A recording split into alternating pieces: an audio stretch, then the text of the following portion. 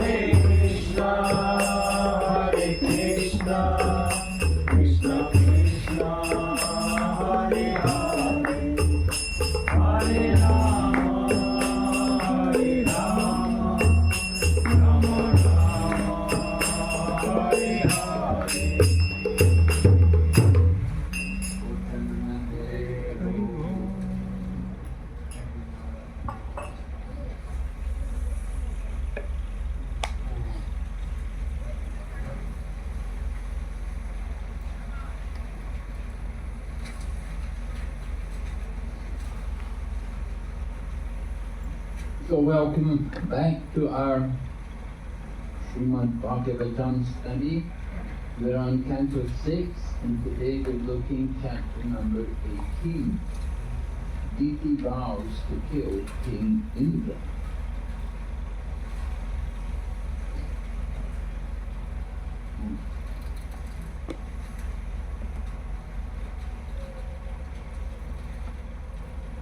Not a very difficult chapter. Quite a few verses, but they go very quickly. Purports are not very long, sometimes not quickly. Anyway, begins with Sukadeva Goswami is explaining about the different sons of Aditi.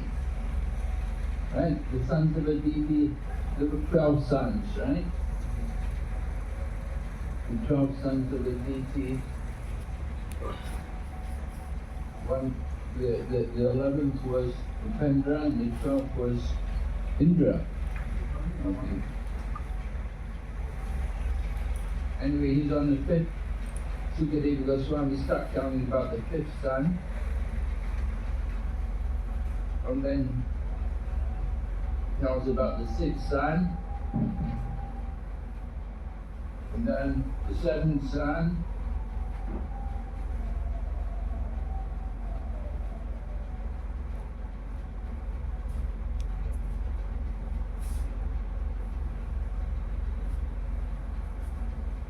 We'll come up to the 10th son now. Don't know what happened to the 7th, the 8th and 9th.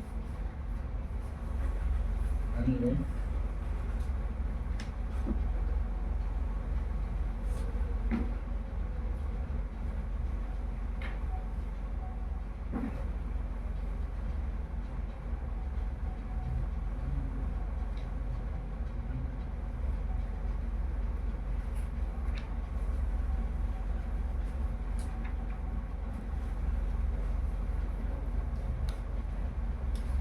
The Indra, the king of the heavenly planets, the 11th son. Indra was the 11th son. And Upendra was the 12th son.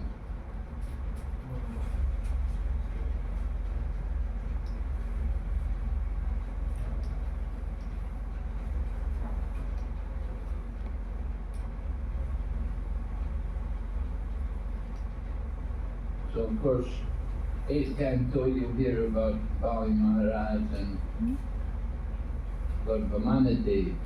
Lord Vamanadev, that's in the 8th Canto.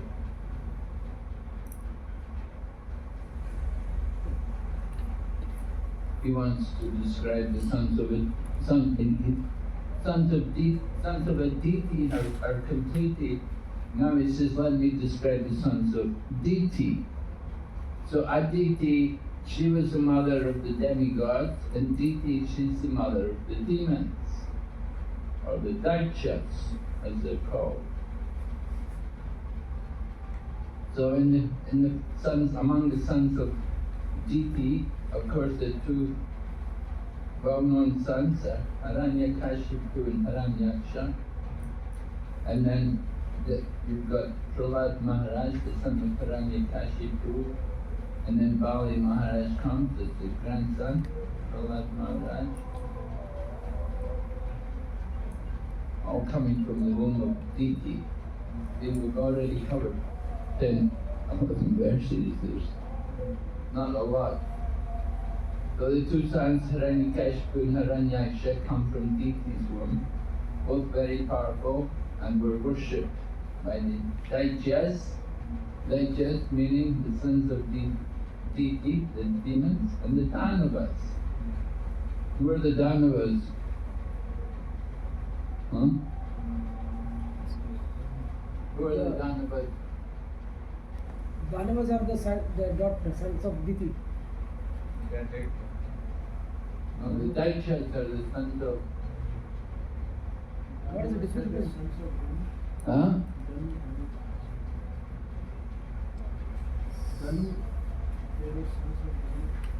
Danu.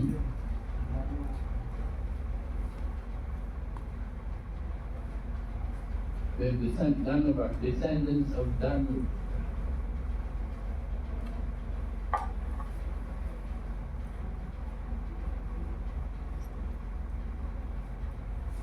Hiranyakashipu's wife, Kayadu, she was the daughter of Jambu and a descendant of Danu.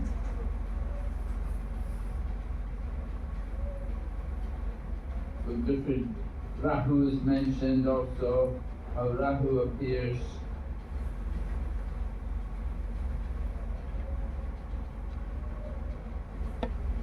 And then they tell about Agastya Muni going to Ova's house, and they cooked Vatapi to him in the form of a ram. Right? And the idea was that while he was there, after eating the food, they would call Vatapi to come out. But Agastya had already digested him. He couldn't come out.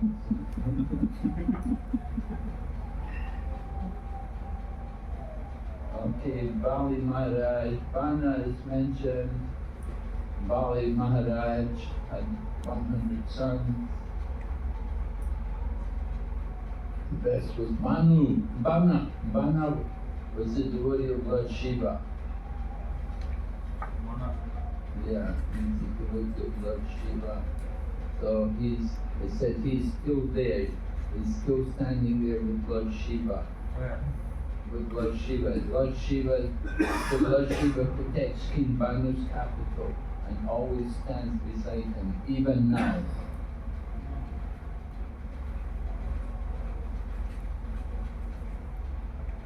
And then talks about the 49 Maruts, who were also born from the womb of Diti, right? Because we're hearing about the sons of Diti, so he's got the 49 Maruts. And they were born from the womb of Diti, but then they became demigods. King Indra made them demigods. So this is surprising. This gets the interest of Maharaj Parikshit. Ooh, what? They were born from the womb of Diti. They were supposed to be demons. They have the character, the nature of the demons. But Indra took them to be demigods. So how did it happen? He wants to understand. So this is the content, this is narrated in this chapter.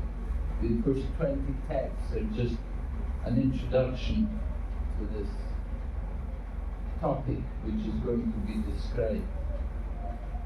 Even the demons can be transformed into demigods, as the statement of this verse proves.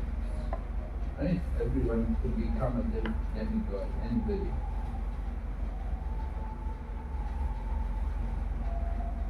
The 49 Maruts had been obsessed with a demonic mentality. Why did Indra convert them into demigods? Did they perform any rituals or pious activities? Maharaj Parikshit is asking like that. They were meant to be demons. How is it they could go be demigods? So he said, kindly explain to us this reason. He said, I want to know, and all the sages present with me, we're all eager to hear about this. And then here we are in Naimisharanya, and Sutta Goswami is saying, after hearing Maharaj Parikshit speak respectfully, Sukadeva Goswami, who was well aware of everything, replies. So in the purport, Prabhupada gives us some information before even telling us the story. He said, Vishwanath Chakravarti Thakur stresses that even though Diti was very envious, her heart was purified because of a devotional attitude. So, because we're one Diti, because she gave birth to the demons, Hiranyakashipu and Hiranyaksha, so she has some envy in her heart, but she has also some devotional attitude. And so this helps somehow for the Maruts, they can become devotees. So we're going to hear this pastime, what happened. Just to help Indra, Lord Vishnu killed the two Brahmins, Hiranyaksha and Hiranyakashipu. So because of their being killed, Diti, overwhelmed with lamentation and anger, she wants to get revenge. Indra killed my two sons, Hiranyaksha and Hiranyakashipu. He's a hard-hearted person. He should be killed. And she's planning how she could, here you can see. Indra didn't kill Hiranyaksha and Hiranyakashipu. So Indra has not killed them, no? Hiranyaksha and Hiranyakashipu. Well, Indra, he somehow she blames Indra for it. That's I think it's because he's the one who went to Lord Vishnu to Indra has complain. complained to Vishnu that he is disturbing me. So Lord Vishnu has killed him. Yeah, Indra, Lord Vishnu did it to help Indra, just to help Indra. Lord Vishnu killed the two brothers. So he did it to help because Indra was. She should take revenge from Lord Vishnu, no? She should not take revenge from Indra. Well, where to find Lord Vishnu? Hiranyakashipu was looking for him, like Hiranyaksha, he's hidden himself in the hearts of everybody. He couldn't find him. So they gave up. Anyway, she blames Indra for it. That Indra instigated the killing of her two sons. So he said, Indra is cruel, hard-hearted, sinful. When will I, having killed him, rest with a pacified mind?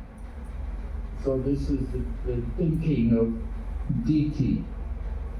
Diti wants to take her revenge. He's killed the two brothers.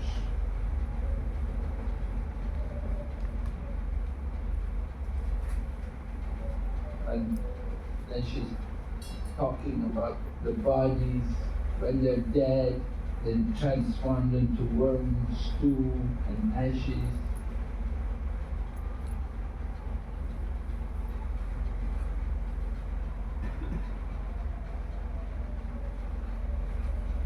So she's saying,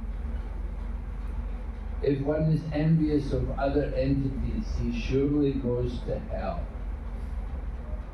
She said, she's claiming that Indra was envious of these. She is describing here that the body has no value. Then why she is lamenting for that body? Well, she's not lamenting for the body, she's just lamenting for her own situation. That she lost her two sons. Because she's very attached to the body.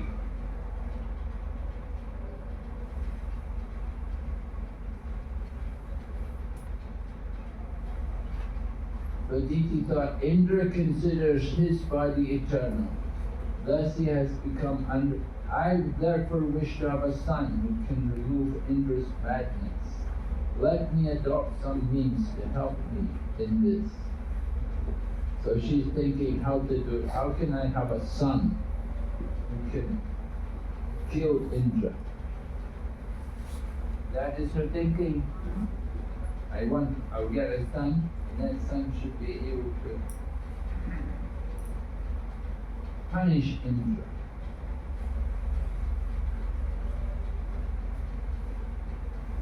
So how does she do it? She begins to serve her husband. Right? Kashyapa had many wives. How many wives did he have? 17. And prominent among them were the two, Diti and Aditi. So Diti, she's serving Kashyapa, and she's being very faithful, and she's doing whatever Kashyapa wants, and she's showing a lot of love and humility and control, words spoken very sweetly to satisfy her husband, and with smiles and glances at him, Diti attracted his mind and brought it under her control. Kashapa doesn't know what she wants yet. But women have that ability, certainly. She was one of the wives, and so she was able to do these different duties, decorate herself, please him, and satisfy his senses. So he became very pleased with her. Right? Did we see this any other time where the woman will tell the husband like that? Kardama and the Devu. Devahuti and Kardama Muni. Devahuti, she is living with Kardama in the ashram. She's very humble, serving there. Yes. Any other situation? You see any other time we're talking about husband and wife relationship? Draupadi, she's her husband. Who? Draupadi. During the exile, she was serving them. During what? Exile. Oh. 1 year exile. Not 12-year exile. Oh. She was feeding them and she would eat after that. And Lord Krishna said, we need to learn from her how to serve husband.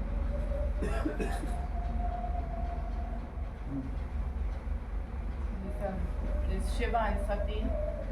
Shiva and Parvati. And Sati, when Sati wants to go to the yajna and they weren't invited, and so Daksha and Shiva are having this chat, and he's like, "Oh, you shouldn't go where you're not invited or welcome." Like that.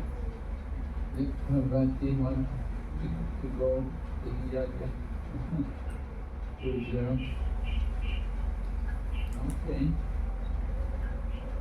So, Diti is behaving in this way to get her husband under her control. She has some desire. So her husband promises that he will fulfill her desire. Right? The duty of the husband to keep the wife happy, to fulfill all her desires. And here, Sukadeva Goswami is describing this. He's describing that in the beginning of creation of Brahma, we saw that the living entities were unattached. So to increase the population, he created women from the better half of man's body. For women's behavior carries away a man's mind. So this is nothing we're unaware of. We're all aware of this situation. And Prabhupada said this is not only in human society, but also in other species. Sometimes I watch the birds. You know, they come and sit on the balcony outside my room, and I can see the birds, and I see how they sit, and they have so much affection for each other, and they come and sit and talk to each other. When they get all wet, one will come and pet the other, and clean the other, and dry it up. You can see they have relationships with these little birds. The jackals, even the jackals, they have families. They live together. They'll have a hole in the ground where they live. They come out at night. The jackals, their family. And the dogs and things. So it's there in all species. It's not unique to the human species.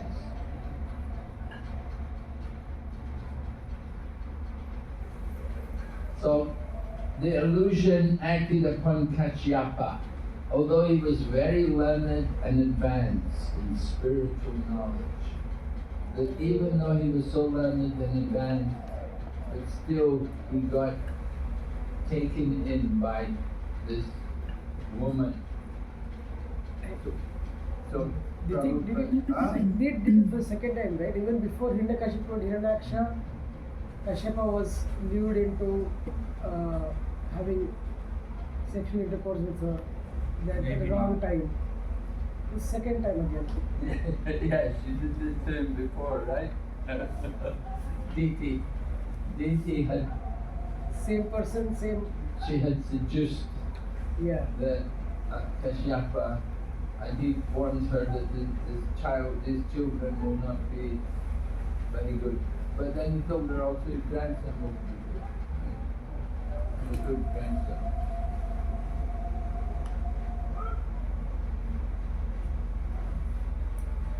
So Diti has this problem. Anyway, she's going to get purified here. Mm. In this chapter, you'll see that Kashyapa is like he learned his lesson, and he's able to think. He's thinking how to help her, to purify her, because she wants the child who can kill Indra. But Kashyapa, he doesn't want to kill Indra, so he thinks how to change her mentality. So you'll hear how he arranges for her transformation, to change her way of thinking.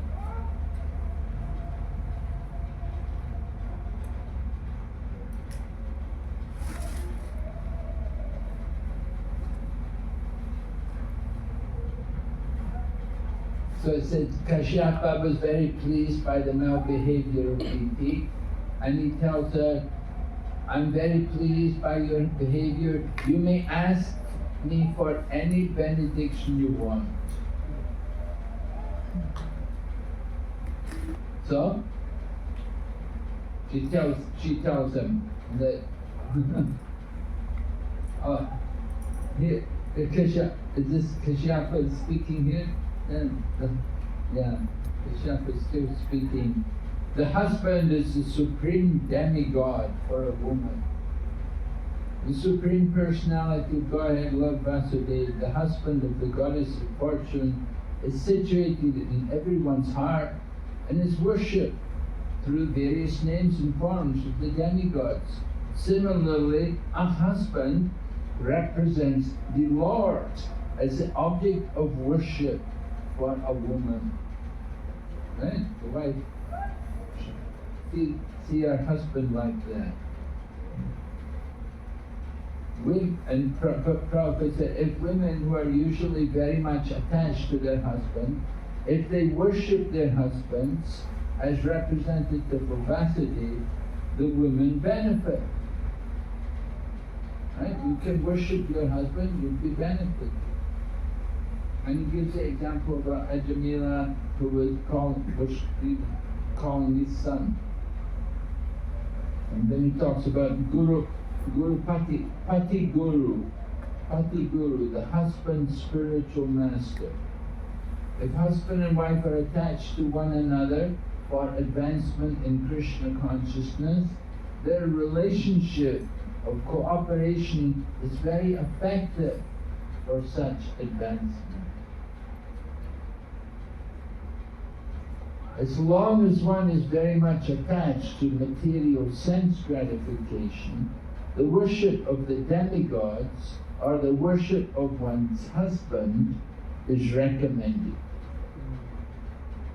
So for people who are very attached, they can do like that. They can worship their husband, and they will get some benefit, they will get some purification.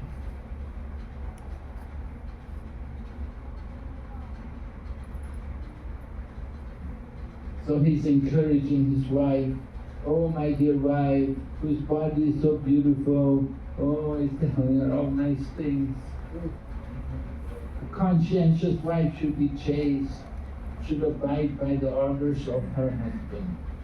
She should devoutly worship her husband as a representative of Vasudeva.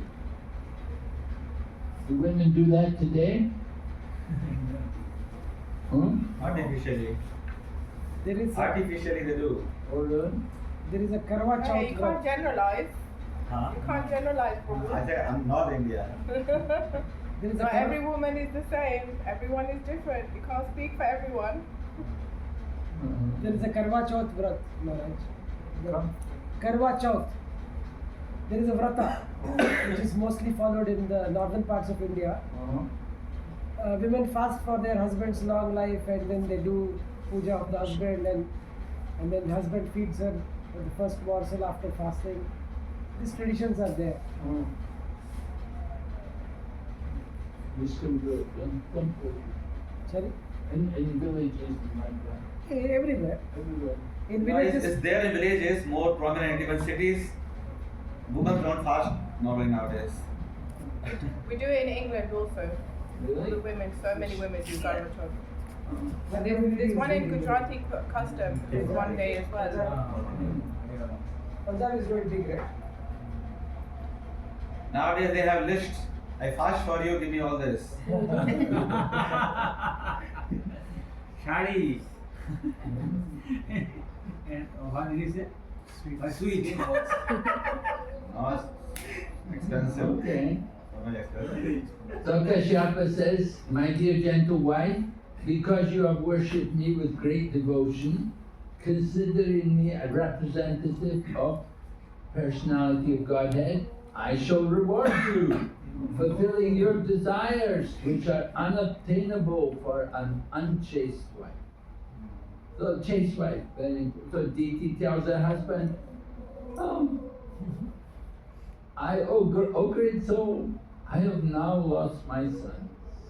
If you want to give me a benediction, I ask you for an immortal son who can kill Indra. I pray for this because Indra has killed my 2 sons.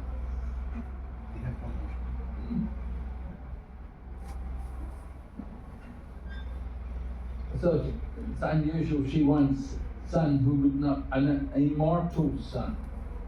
Do not die like ordinary human beings.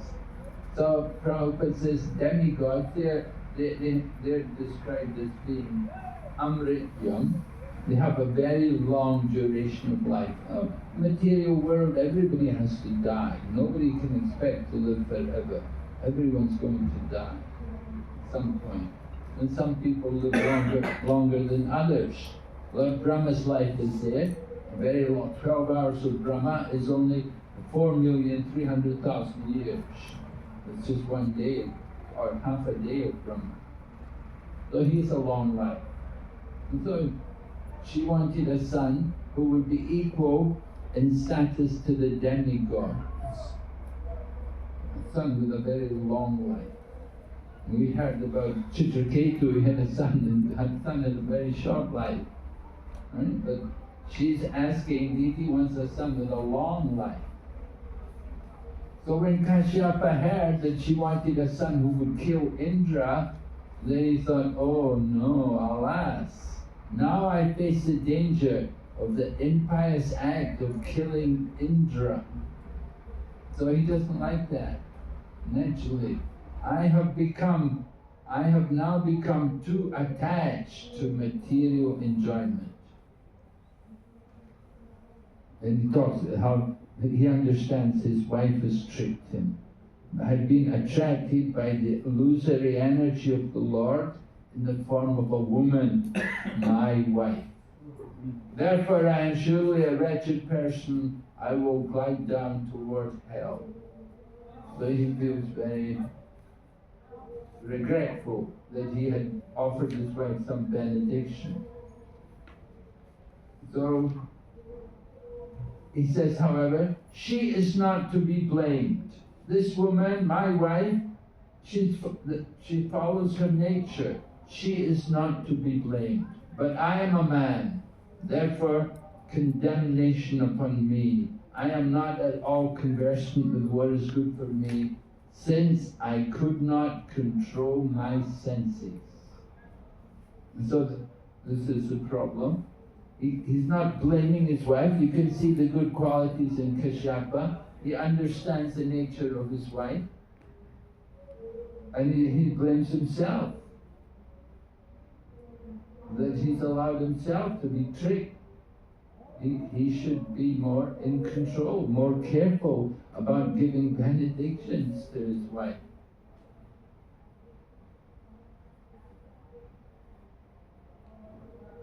So a husband has to be trained in the beginning.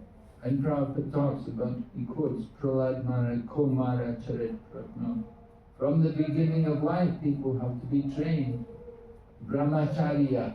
If you get somebody trained as a brahmachari, then he can make a good householder, he can be a good father, he can be a good husband. And then the relationship can be nice. So household, Prabhupada writes, householder life in this Kali Yuga is extremely dangerous unless both the wife and husband take to Krishna consciousness. So this is the important part. In order to have nice, happy, constructive family life, a husband and wife, then they should both be in Krishna consciousness. Then they can help each other progress. Prabhupada quotes the 12th Canto Srimad Bhagavatam, which says the relationship between husband and wife in the Kali Yuga will be based on sexual power. So that's the sorry state of affairs in the Kali Yuga. And we try to change that. Of course, our devotees can show the example of ideal family life.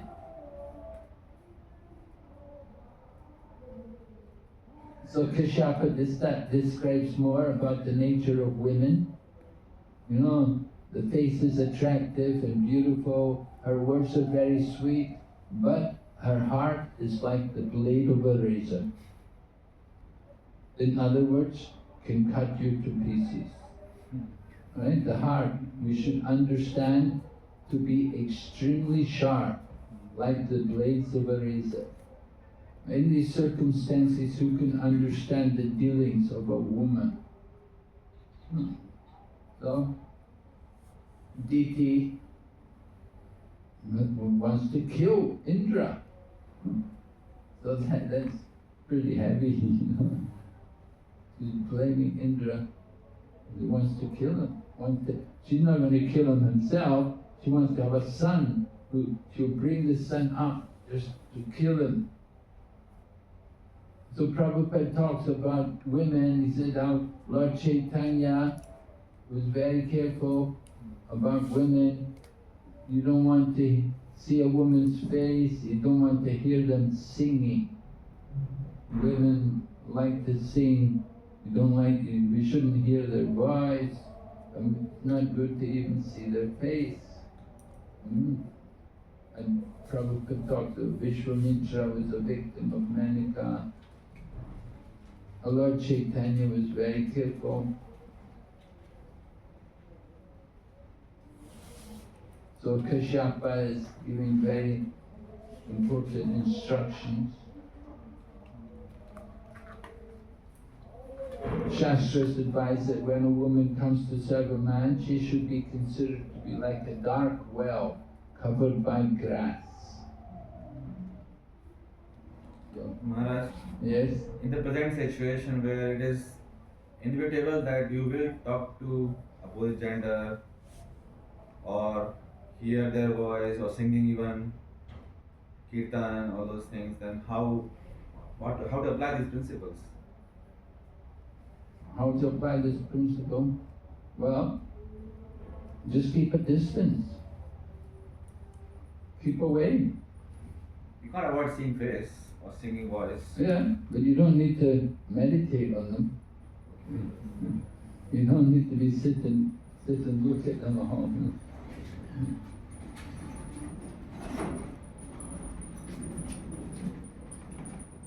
You know, Prabhupada talks about cinema songs. You got so many women singing cinema songs and how they make a lot of money. They got pretty faces and very popular, but you know, it's just a business. You know. We don't want to get in too much and waste too much time meditating, seeing these things. Lord Chaitanya heard somebody singing and he became attracted. The singing was so beautiful. He began running towards the song where the person was singing, and Swarup Damodar grabbed him and said, "My Lord, it's a woman!" and Lord Chaitanya said, "Oh, you've saved my life."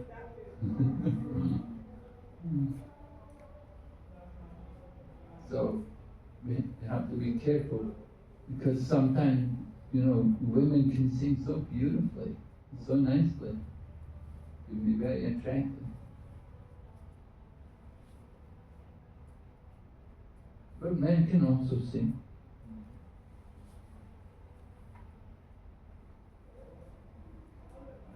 Maharaj, what about the other way around? Because obviously women can also become attracted to the men singing as well. They're like, oh, he's such a great kirtanair, and I want to get to know him and possibly make him my husband in the future. So there's equal danger the other way around also. Oh yeah, it works both ways. What we're saying for the men, for the women, you have to understand the other way. Yeah? That's why the ladies have their own Vaishnavi Sangha, and we have Vaishnavi Kirtan. Not that all the time you have to see the men doing it. The women can also, they can do their own Kirtan. But I heard, Maharaj, that for a man, the sight of a woman is a distraction. For a woman, it all the way, till the time of touch, there is no distraction. So for man, it's more dangerous, because the sight of a woman itself can elude the mind of a man.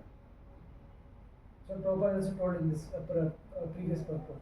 But for a woman, apparently, till the time there is no touch, the distraction is not so high.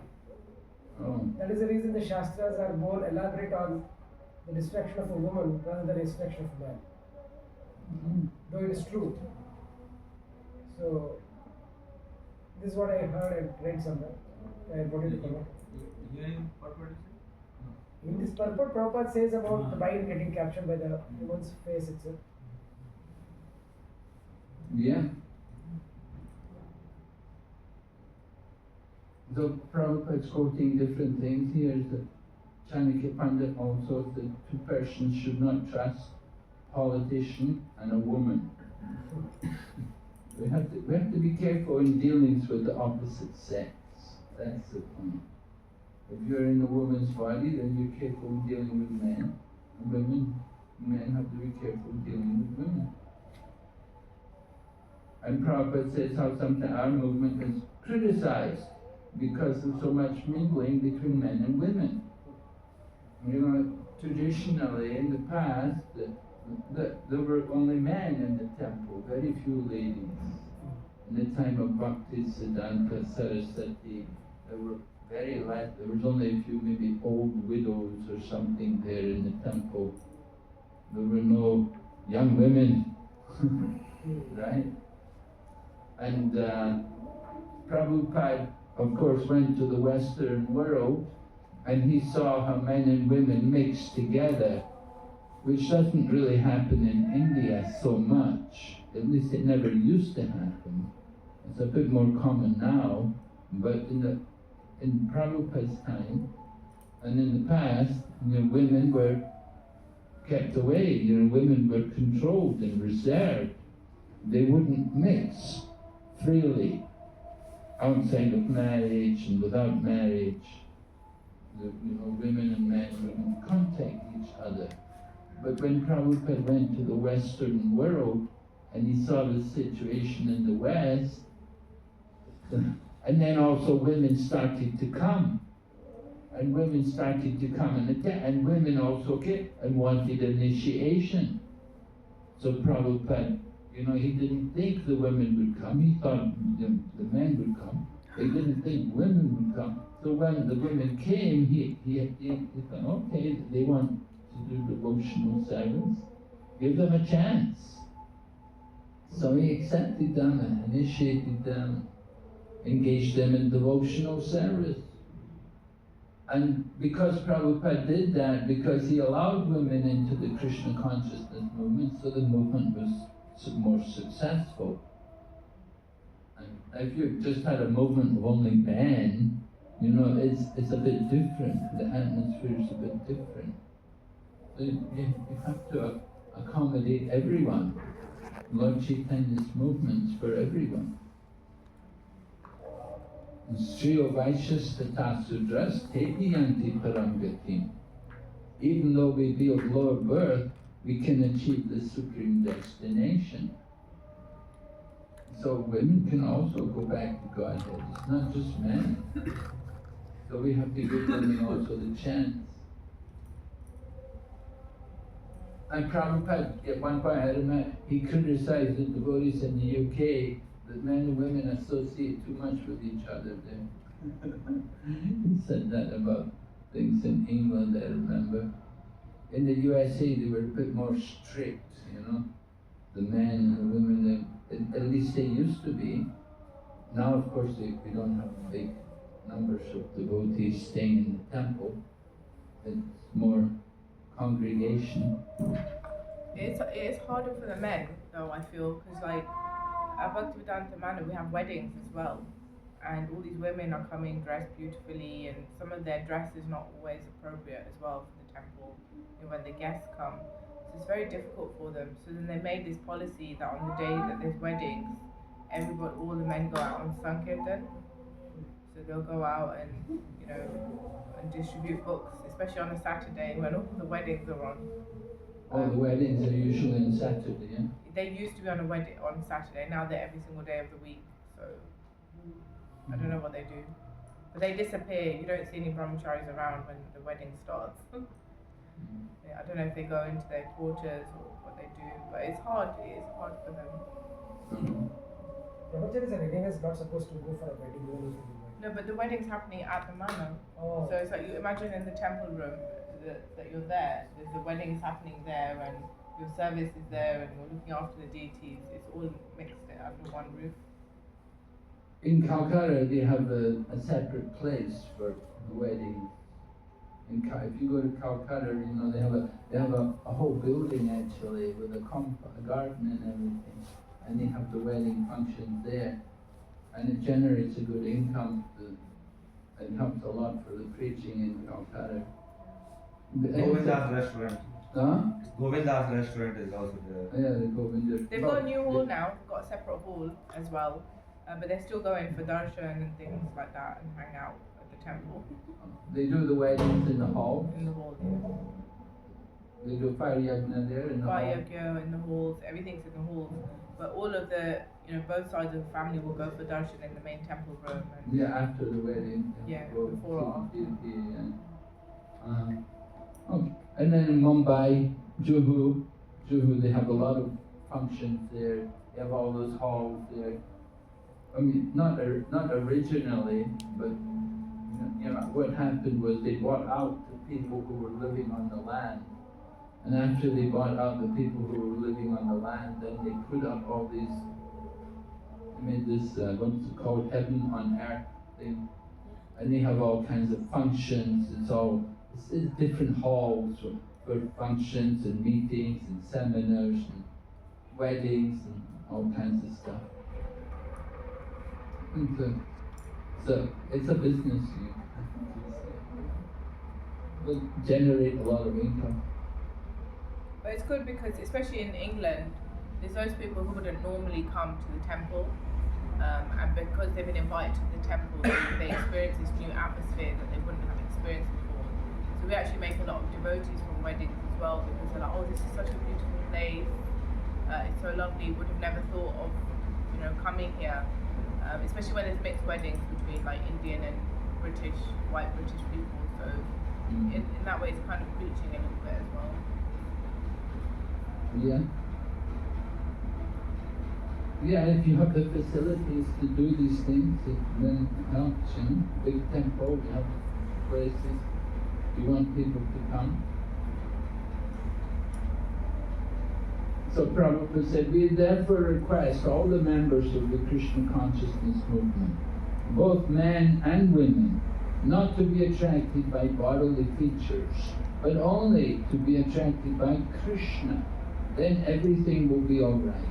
Otherwise, there will be danger. Okay?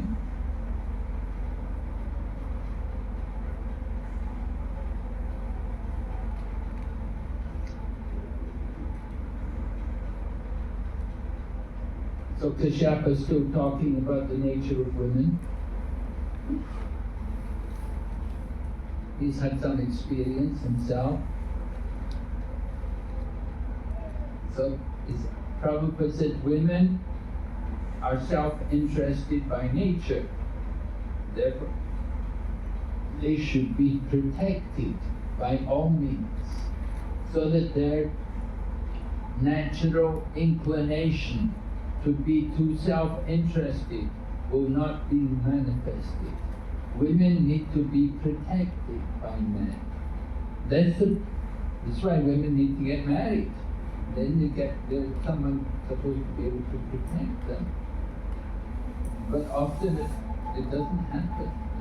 The women are not protected so well. Women must be cared for so that they will not be free to manifest their natural tendency for gross selfishness.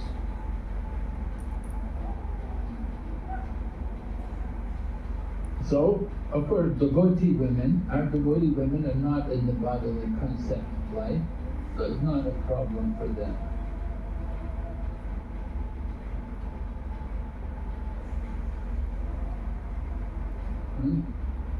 Krishna, if they're in Krishna consciousness, then women are not a problem.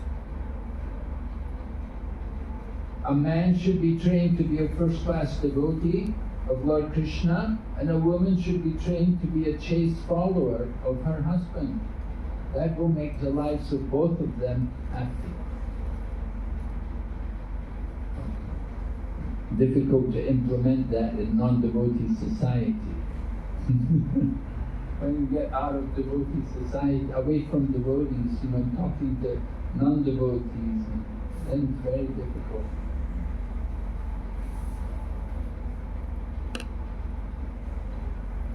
Women just follow the husband. Usually, the woman, the dominant party at home. In some countries, the woman is a controller.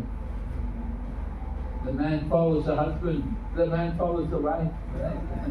And follow the wife.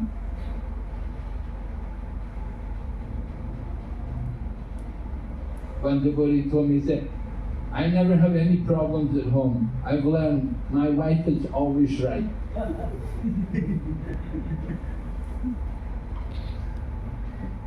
Otherwise, I just argue. Don't make argument. I just accept wife is right. Yes, dear. Yes, dear. In England, they wear these really funny T-shirts. On the T-shirt, it's like, I don't need Google. My wife knows everything. Yeah. And she's always right. Boss is always right. Boss is always right.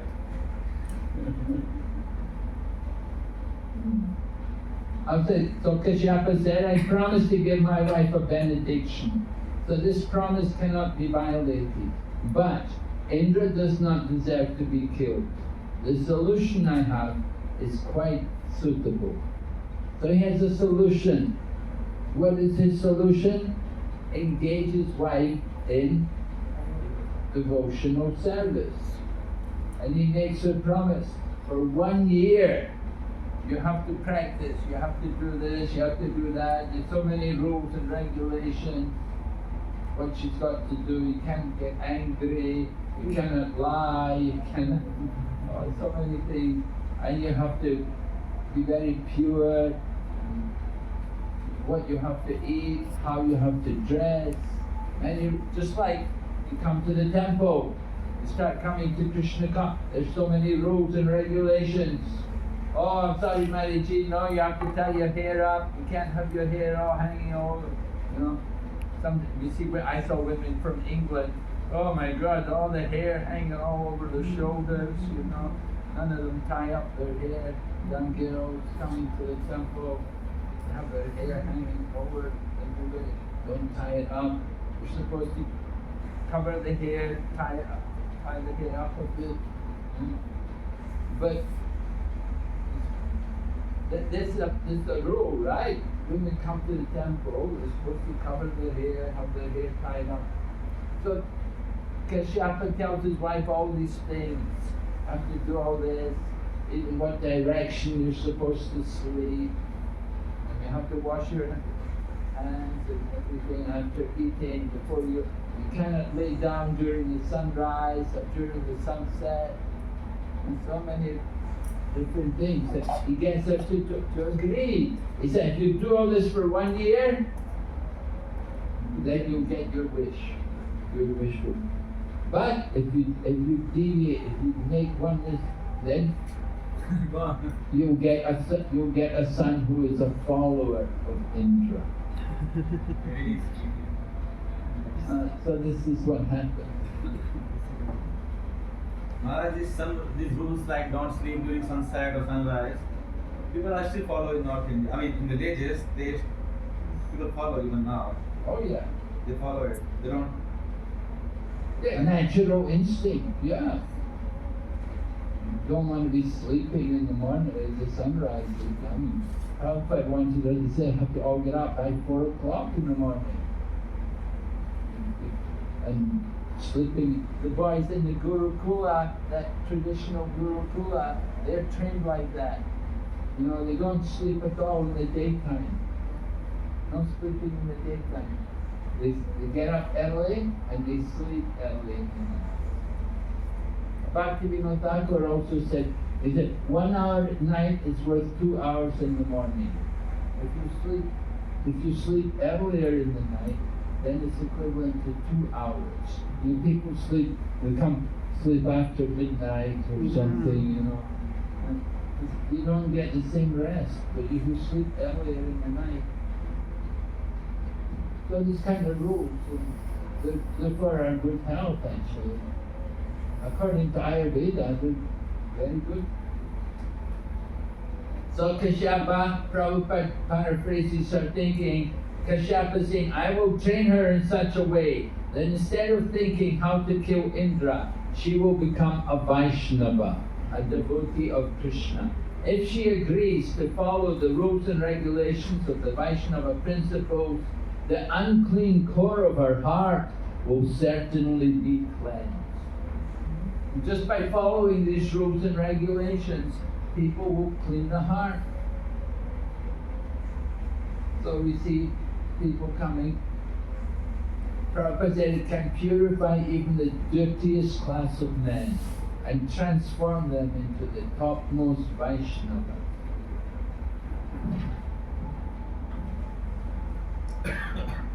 So Kashyapa promises his wife, I will give you a wish. And so he said, you have to follow what I say. He said, if you follow my instructions for at least 1 year, you will surely get a son who will be able to kill Indra. However, if you deviate, you will get a son who will be favorable to Indra. So this is how they got the marriage, right?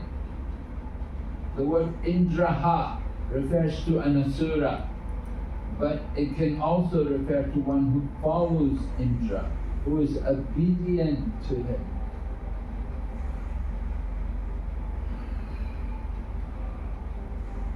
Your son will kill Indra, but he will be very friendly to the demigods. Practically, we can just about finish these 2 chapters this morning. Yes, Maharaj. Yes. Very nice. Is that okay? Yeah. Absolutely. They will come tomorrow. Give you the afternoon off. Jai No need to, because there's not a lot in that last chapter. You know? Yes. The last chapter is just about what she had to do.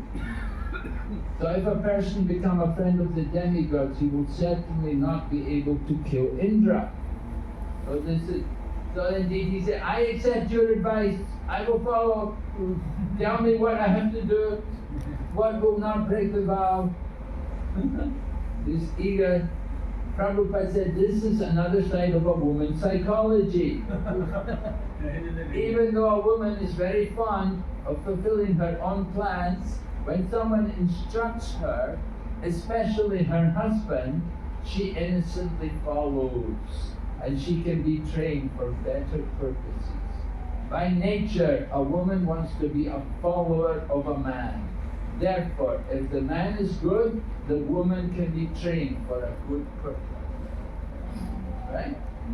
Women like to follow a man.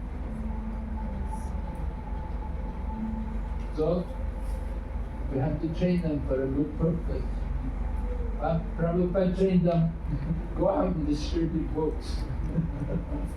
Send the women out to distribute books. Bring more men. Send the women out, bring more men.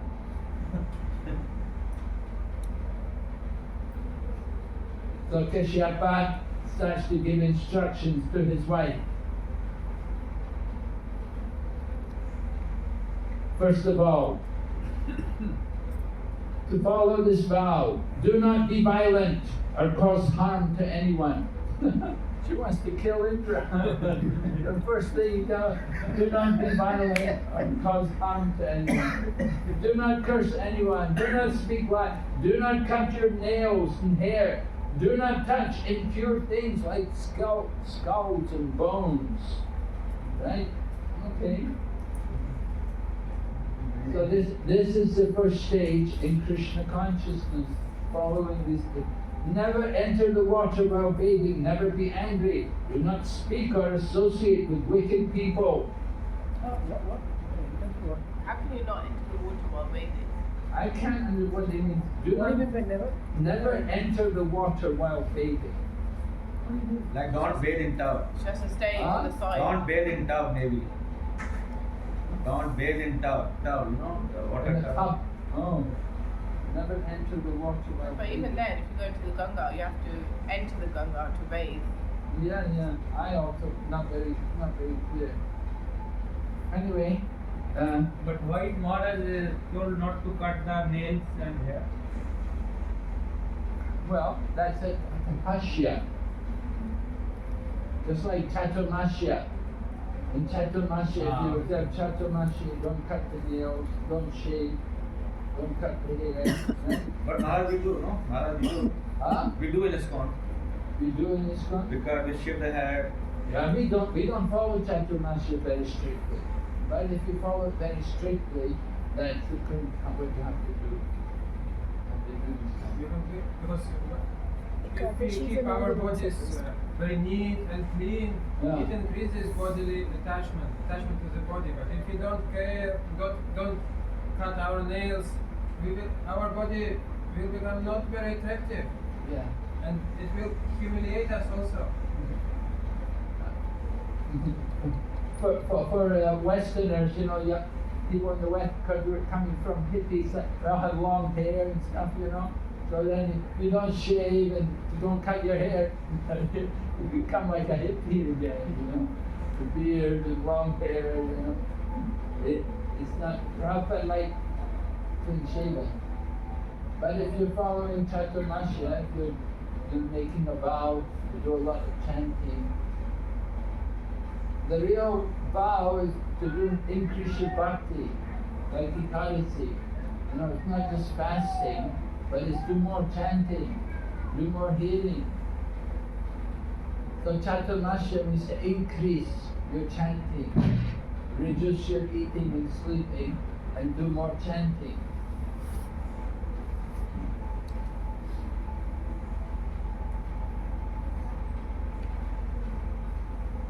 So for a woman also, you know, women like to cut the nails, and polish the nails, and cut the hair. They spend a lot of time taking care of the nails and the hair and these things. So that the thing is, you want to minimize the attention on the body. So this is the idea. I mean, she's doing this Pumsavana, vow to get a child. Maharaj, Sarartha Darshini says that you should not enter the water, do not bathe by entering into the river. Means you have to be on the banks of the river and have a bath. Ah, take you back on the side of the river, Yeah, not in that's the right. river. Yeah, certainly. You don't bathe in the river. You know, people, they go in the Ganga, they take soap in the Ganga, it's very bad. But you should take a bucket of water and bring it out to the side and take you back on the bank of the river, not in the river. But Okay? we take 3 dips, no? Huh? We take dip in You the can take a dip, but don't take a bath. Don't start putting soap on your body when you're in the river. in That's the swimming pool at home or in the society swimming pool. If you are going there, before that you have to take bath in the bathroom, wash your body, then go to swimming pool, not. like Yeah. Okay. so that water becomes remains pure. Yeah. That is the rule. Yeah, it should be clean. Okay. And then some more things.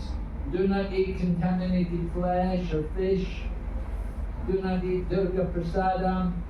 Do not eat anything bought or touched by a Sudra nor seen by a woman in her menstrual period. Do not drink water by joining your palms. And then some more. Do not go out in the street without washing your hands, feet and mouth. Do not go out in the evening with your hair loose, nor should you go out unless you are properly decorated with ornaments. One girl I knew, a Russian girl, she was studying Bharatanatyam in South India, and she went to college there, and they had the rule, they have to wear a necklace, they go to classes, they have to wear some necklace, and the dress, they have to wear sari, and the hair also has to be tied, like that, so many things. This is culture. Right? Should be a decorate, there should be a necklace or something, ornament on the neck.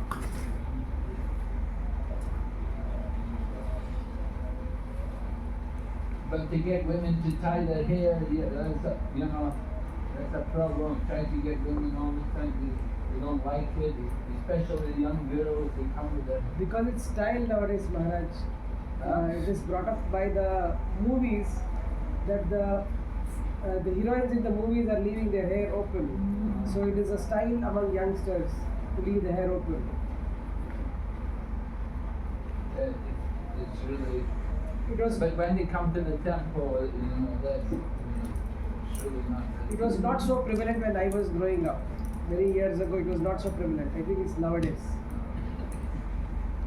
And you see companies like airlines often, they have the air stewardesses, they all have to tie their hair back, tie their hair up. Often, if the company is really efficient, really on the toes, the shop, people in the shops, like storekeepers, have the girls, they have to tie their hair. That's more of hygiene and keeping the place clean, or else the hair drops and everybody. Yeah, it's hygiene. It's important. It's good for hygiene, it's good for culture. Okay, and then she's also told, you should not leave the house unless you're very grave and sufficiently covered. The Prabhupada says Western mini skirts, something, mini skirts. You get women coming. If you go to a Buddhist temple in Thailand, they have a notice outside the Buddhist temple. They have a box with cloth there, and they tell you cover your body. Because in Thailand, it's a hot country, tropical country, and women often come in shorts and like that. And so they don't let them go in the temple like that. They have to cover, they have to take one of the pieces of cloth and tie it around their body to cover themselves. Even in Abu Dhabi or Dubai, where the mosque we are allowed to go inside, they keep abayas, the burqa, whatever it's called abaya. So they keep it there, and then the women are supposed to take it, wear it, cover their at least till their hair, and then only come inside. Yeah.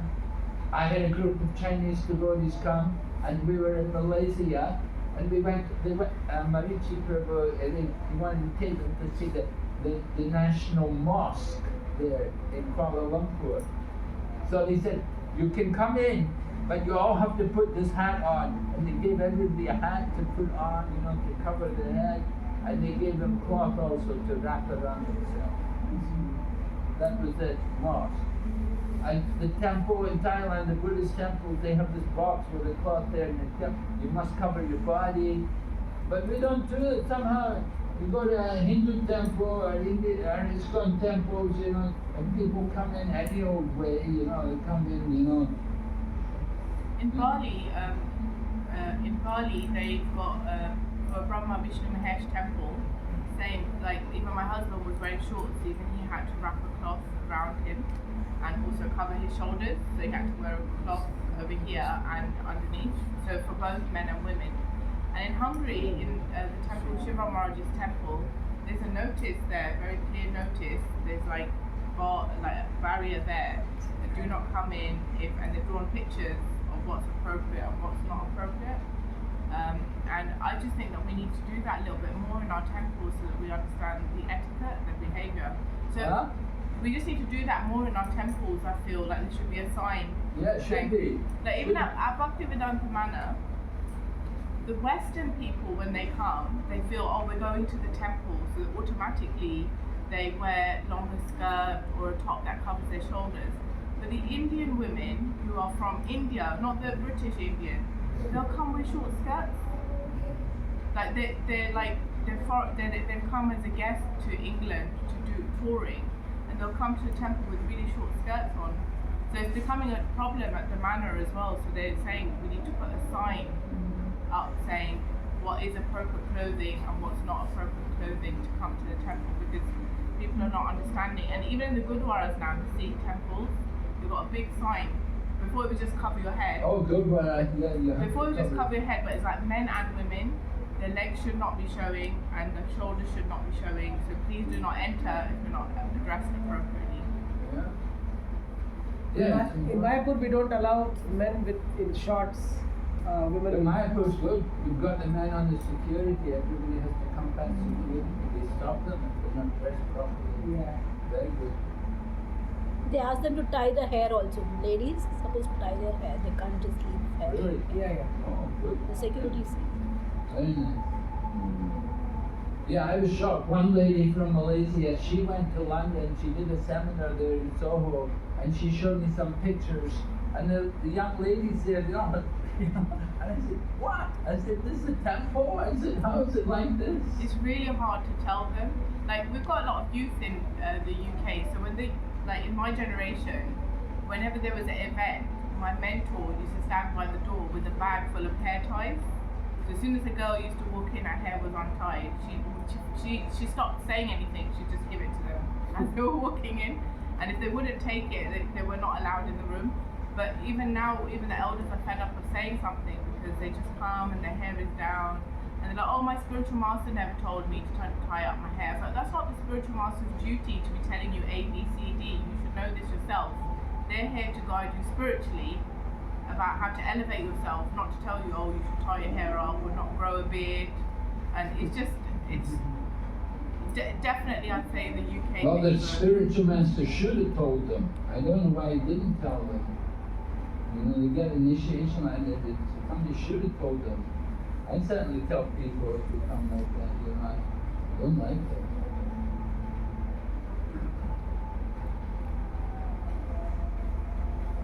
Okay, then you should not be naked, or you should not lay down during sunrise or sunset.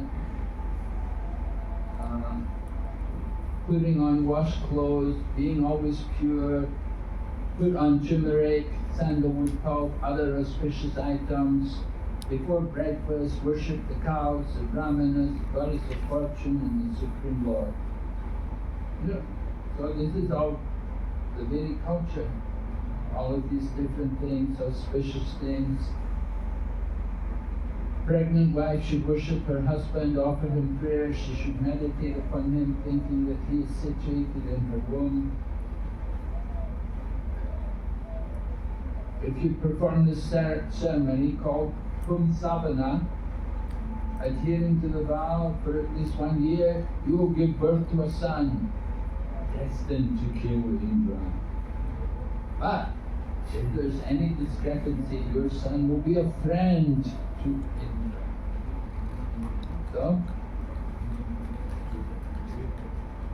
So what happened? She accepted the challenge. She accepted the challenge. Yeah, she accepted the challenge, and Indra somehow he understood what was happening. Indra somehow got the news what was happening, and he started to serve deity, because deity is his aunt, right?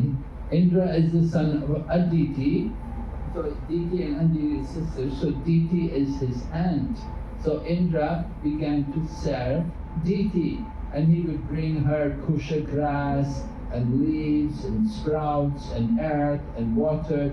He'd bring her everything for her puja and for her worship, and he would do it all at the proper time. So she became very grateful to him. But she is doing a vrata to get a son to kill Indra, and she's accepting service from Indra. Yes. Yes. It's like I can't fathom this, because it's Drona knew that Drishadimna's son, the Drishadimna is about to kill, is born to kill him, and then he taught him the entire like. But they both knew. He knew that he would kill him, and he also knew that he was born to kill him. Well, that was it. That was the glory of the Brahmana, because he's a Brahmana. Brahmana's duty is to give, right? No, I'm saying even Drupada, for that matter, could have sent him to any other teacher, but he sent him to Drona himself. It's like, well, Drona was the best teacher, right? You go to the best teacher. And Drupada also was knowing that he's a Brahmana, he has to accept, that is his duty. In that way. So that duty was very firmly there. So here Indra is serving deity, and he's serving her very nicely. He's very polite. And so she cannot refuse. He's bringing me this. But it described here, like a hunter of a deer becomes a deer by covering his body with a deer skin. So Indra, although at heart the enemy of the sons of Diti, became outwardly friendly and served Diti in a faithful way. Indra's purpose was to cheat Diti. And he's watching her, right? He's waiting to find out some fault. If he sees some fault in her, then he's very happy, right? But he was serving her, and there was no fault. He could not see any fault with her. And he was worried, how will there be good fortune for me? Because if she completes the vow, then she'll get a son who can kill Indra. But then it happens that somehow Diti becomes weak, and then what to do? She forgets to wash her mouth, and she forgets to wash her hands and feet. She went to sleep during the evening twilight. Sometimes you're just so exhausted. She was doing the vow. She grew weak and thin, and she just couldn't control. And so she broke the vow. And so Indra understood, now's my chance. So he uses his yoga siddhis. He's got mystic power. He makes himself very small, and he enters into her womb. Because in her womb she has the child who's going to kill Indra. So Indra enters into the womb, and he what does he do? He with the help of his thunderbolt, he takes his thunderbolt weapon that eats his bones, right? Remember? He brought his thunderbolt weapon with him, and he cut the embryo into 7 pieces. But when he cut them into 7 pieces, the one embryo became 7, and the 7 different living beings, they all began to cry, "Oh no!" They were all crying because Indra had cut them into pieces. So Indra says, "Don't cry," and he cuts them into 7 pieces again. He cut each piece into 7. And so there's 7 sevens and 49. And this way you got 49 maruts, 49. Right? So he's killed a Brahmana twice, and now he's trying to kill a baby, an unborn baby. That's like worse than Well, he Ashwagandha. didn't kill it though. It didn't die, but the intention was to kill the baby. Anyway, this is the power of devotion.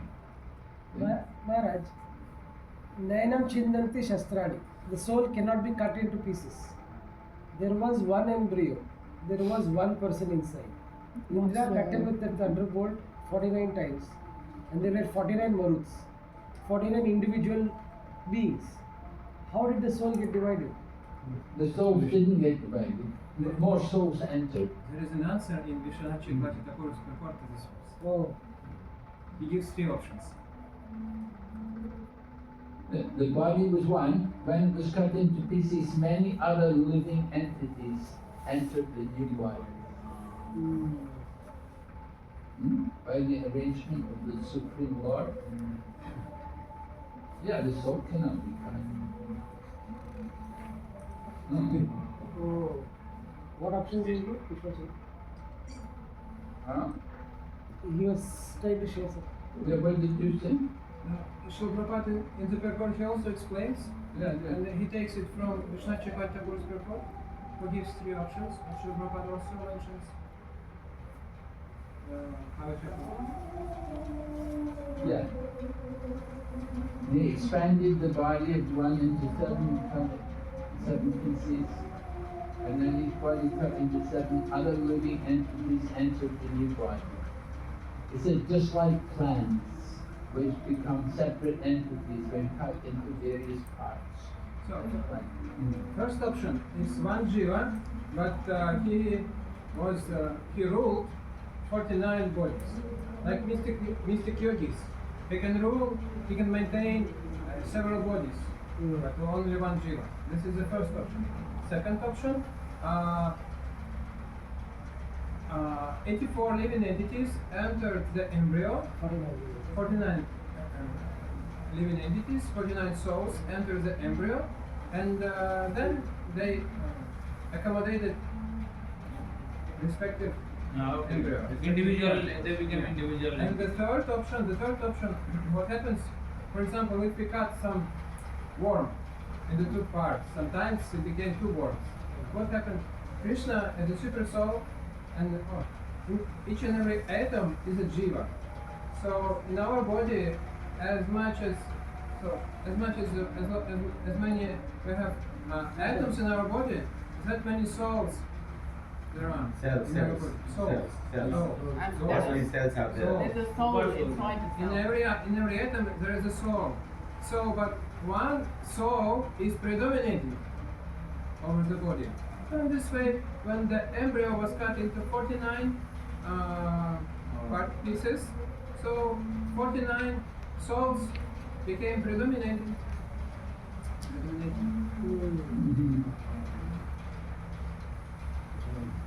And sometimes we cut some branch of a tree and put into the ground, Yeah. and it becomes a new tree. The same technology.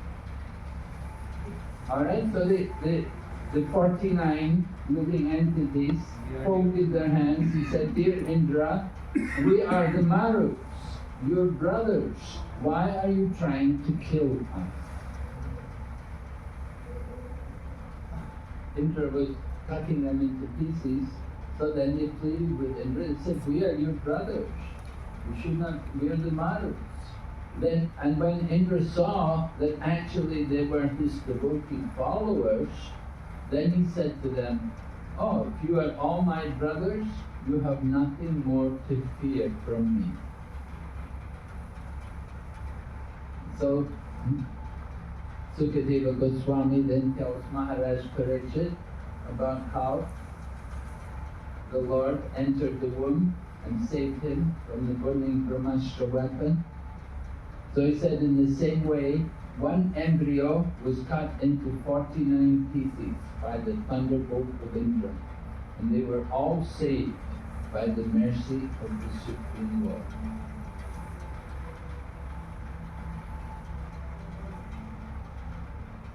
And so, then, we hear about the benefit of worshipping the Supreme Lord. Deity worshipped Lord Vishnu for almost 1 year. And because of strength and spiritual life, the 49 Marus were born. So although they were born from the womb of Diti, and Diti is the mother of the demons, they became demigods by the mercy of the Supreme Lord. Because Diti had been doing devotional service for 1 year. She'd been cultivating her devotion without knowing about it. Her motive was to get a son to kill Indra. What she got was 49 sons who were devotees, who were demigods.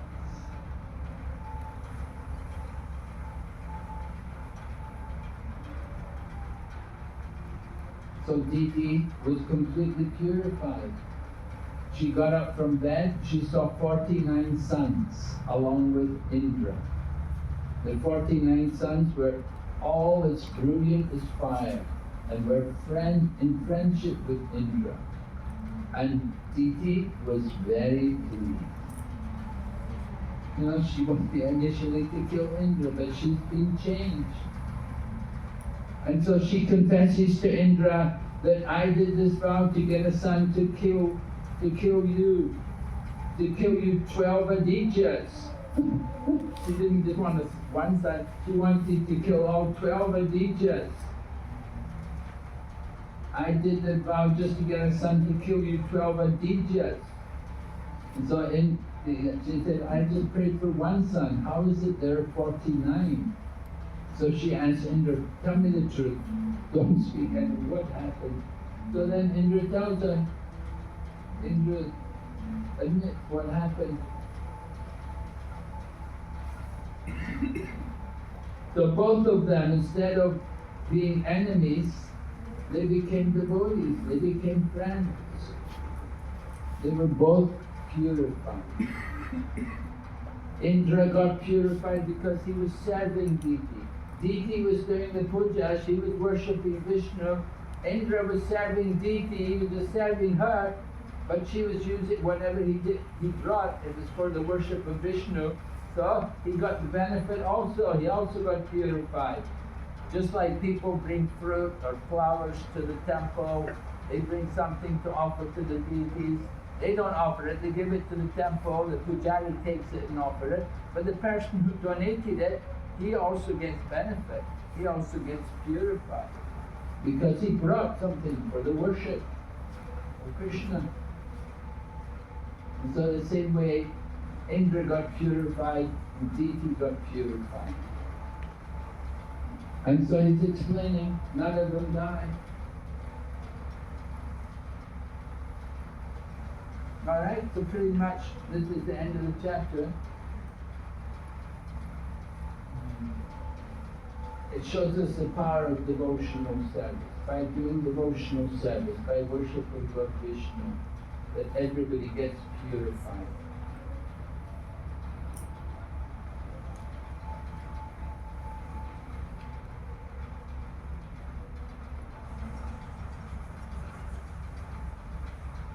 So Lord Krishna fulfilled everyone's desires.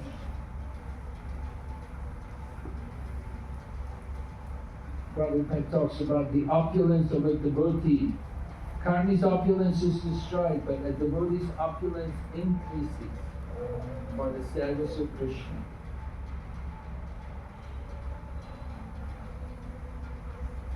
Okay, we finished. That's the chapter. Any question? You can see this one. Indra said, "Oh mother, I am a fool. Kindly excuse me for whatever offenses I have committed. Your 49 sons have been unhurt because of your devotional service. As an enemy, I cut them to pieces, but because of your great devotional service, they did not die." So then Indra offers his obeisances and they go to heaven. The Marus go with them. Alright? Okay, take a break. We'll go on to the next chapter. We'll finish the next chapter. We don't need to have another time. finish it all today.